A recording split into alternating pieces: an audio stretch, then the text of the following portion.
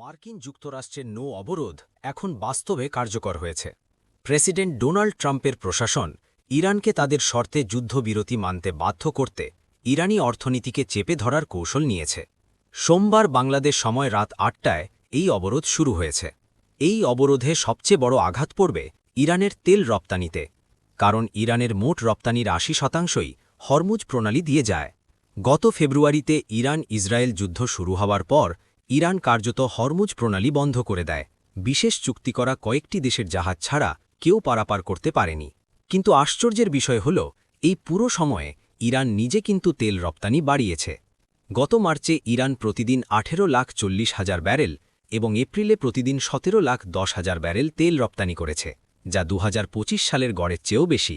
গত 15 মার্চ থেকে 14 এপ্রিল পর্যন্ত ইরান রপ্তানি করেছে 5,52 লাখ ব্যারেল তেল। প্রতি ব্যারেলের দাম ছিল কমপক্ষে $90, অর্থাৎ এক মাসেই ইরান আয় করেছে প্রায় $500 কোটি বা $5 বিলিয়ন। তুলনায় যুদ্ধের আগে ইরানের মাসিক আয় ছিল মাত্র $345 কোটি, অর্থাৎ যুদ্ধের মধ্যেও ইরানের তেল আয় বেড়েছে 40%। কিন্তু এখন মার্কিন অবরোধে এই আয়ের পথ বন্ধ হয়ে যাওয়ার আশঙ্কা তৈরি হয়েছে।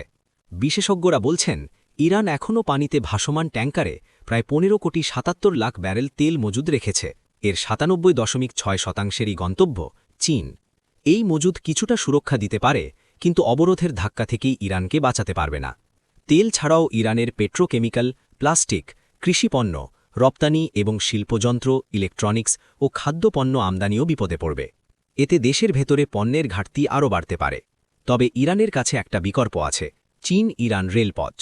কাজাখস্তান, উজবেকিস্তান ও তুর্কমেনিস্তানের মধ্য দিয়ে এই রেলপথ ব্যবহার করে ইরান স্থলপথে বাণিজ্য চালু রাখতে পারে।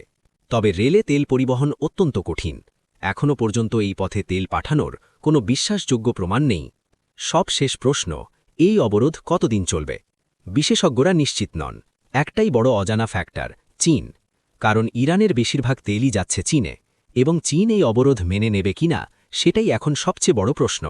এক মাসেই ইরানের তেল আয় $5 বিলিয়ন, যুদ্ধের আগে মাসিক আয় $3.45 বিলিয়ন, আয় বৃদ্ধির হার 40%, পানিতে মজুদ তেল 15.77 কোটি ব্যারেল। এই বিশ্লেষণ কাজে লাগলে এক্ষুনি একটা লাইক দিন। এটুকু সাপোর্টই আমাদের এগিয়ে যাওয়ার শক্তি। এখনও সাবস্ক্রাইব না করলে এক্ষুনি করুন, বেল আইকনটা চাপুন, পরের লাইভে সবার আগে নোটিফিকেশন পাবেন। নিচে কমেন্ট করুন, আপনি কি মনে করেন, চীন এই অবরোধের বিরুদ্ধে দাঁড়াবে নাকি ট্রাম্পের চাপে পিছু হটবে? আর লাইভটা বন্ধুদের সাথে শেয়ার করুন। এই তথ্য যত বেশি মানুষ জানবে, সচেতনতা তত বাড়বে।